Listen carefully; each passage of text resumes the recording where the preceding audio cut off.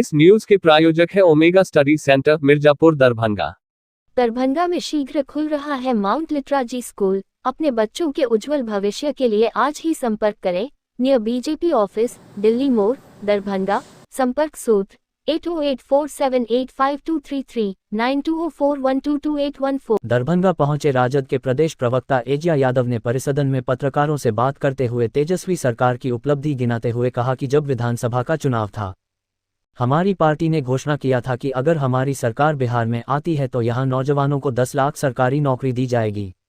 जैसे ही बिहार में नीतीश तेजस्वी की सरकार बनी, वैसे ही टोला सेवक, तालीमी मरकज, आंगनबाड़ी सेविका, पंचायत प्रतिनिधियों सहित फेयर प्राइस डीलर एसोसिएशन का भी मानदेय दोगुना करने की बात बिहार सरकार ने की है। वहीं उन्होंने कहा कि बहुत जल्द अन्य विभागों में विज्ञापन निकालकर नौकरी दी जाएगी। जब लालू प्रसाद यादव जी आए तो सामाजिकता, वो समाज में एक मैसेज दिए कि शिक्षा बहुत ज़रूरी है। गाय चराने वाले, अंधेरे में रहने वाले, मूसा पकड़ने वाले, पढ़ना लिखना सीखो। जब ये पढ़ लिख गए, जब तेजस्वी जी का युग आया तो तेजस्वी जी इन बेरोज़गारों को रोज़गार दिए। ये उपलब्धि तेजस्वी जी की है।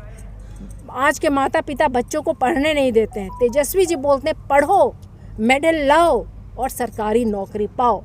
ये सोच एक युवा नेता की ही हो सकती है। तेजस्वी जी खुद भी एक स्पोर्ट्स पर्सन रहे हैं, अच्छे खिलाड़ी रहे हैं। वो समझते हैं कि एक खेल में आगे बढ़ने में कितनी मेहनत करनी पड़ती है।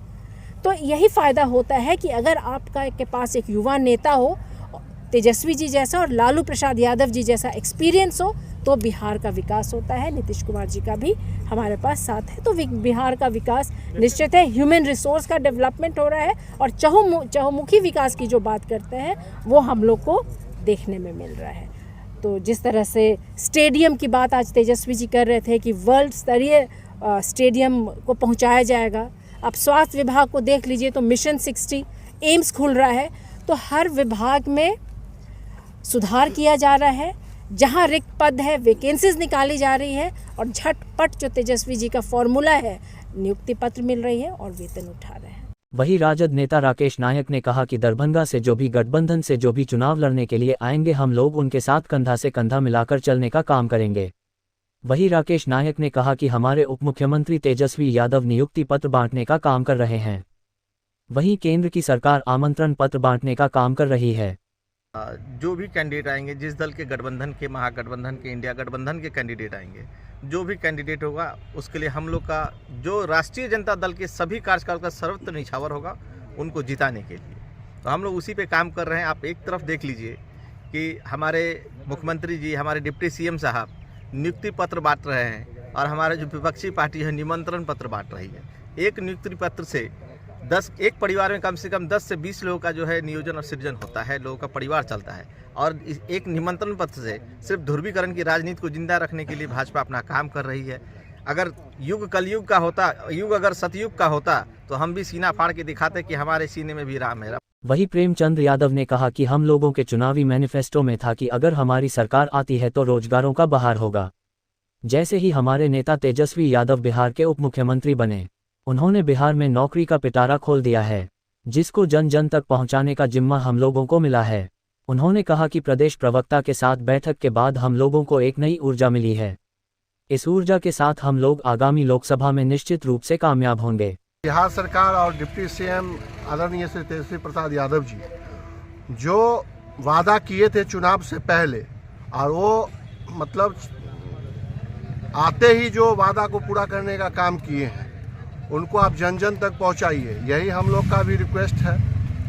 और सभी आदमी से मिले हैं हम लोग को ऊर्जावान हो गए हैं थोड़ा सा उनसे मिलके, क्योंकि प्रवक्ता जब प्रदेश से आते हैं, कोई भी लीडर हम लोग के आते हैं, तो हम लोग जब धैर्यपूर्वक उनका बात सुनते हैं और हम लोग को ऊर्जावान करने के लिए वो लोग आते हैं। और हम लोग फिर से पुनः उनके बातों को सुन के हम ऊर्जावान होकर अपने क्षेत्र में घूमने चले जाते हैं और लोगों तक अपना बात को रखते हैं।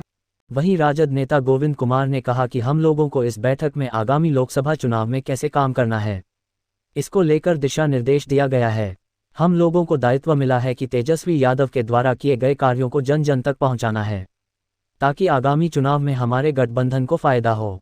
हमारे पार्टी के प्रदेश प्रवक्ता आदरणीय जे यादव आए थे, पूर्व विधायिका है। उन्होंने एक ही संकल्प जो हमारे पार्टी का, तेजस्वी जी का, डिप्टी सीएम का जो संकल्प है, जो उन्होंने 1 साल के अंदर आज़ादी के बाद इस देश में कोई भी सरकार ऐसी नहीं बनी जो इतना सारा 5 लाख रोजगार, सरकारी रोजगार दिया है। पूरे देश में आज़ादी का हुआ 70 साल हो गया। उसके बाद तेजस्वी यादव और महागठबंधन की सरकार ने बिहार में 5 लाख सरकारी नौकरी देने का काम किया है। इसीलिए जो काम उन्होंने सरकार में रहते हुए किया है, उसी को जन जन तक पहुंचाना, गांव मोहल्लों तक पहुंचाने के लिए, मीडिया बंधुओं को बताने के लिए और पार्टी का जो कार्यकर्ता उनको बताने के लिए आए थे, ताकि हर बात सरकार का जो काम है वो लोगों तक पहुँचे।